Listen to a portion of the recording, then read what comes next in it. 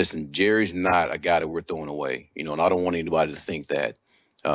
Listen, there's still skins on the wall with that player also, right? He's done some good things for us. But the thing is, man, we got to do everything we can to play at a high level. And we're going to continue to find the guys going to do that for us. That was AG speaking on, I guess ultimately it sounds like the benching of Jerry Jacobs. Nick, I know you're a season ticket holder, big Detroit Lions fan. What are your thoughts on that? I mean, we've seen Jerry get exposed multiple times this season. He was never supposed to be put in that number 2 cornerback role, which he was sprung into with the absence of Emmanuel Mosley. So he's had to pick up this role, and truly, I just don't think he's a number 2 corner in the NFL. And with our pass rush struggling so mightily, he's just on a corner out there. He's going to get cooked all day. Yeah. So I think it's a good call to bench him.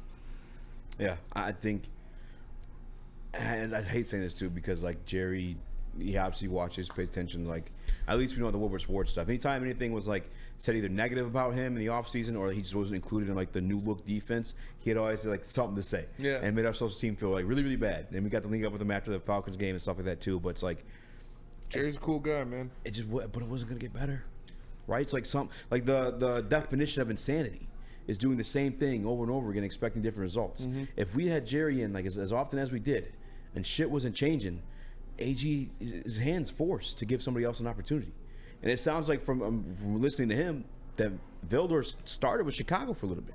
So I get he may not be like a top-notch guy that anybody was aware of beforehand playing here in Detroit, but at least he had starter experience. I mean, that's some guy I'm going to give a chance to win reps over Jerry Jacobs. And if not, at least split. Yeah.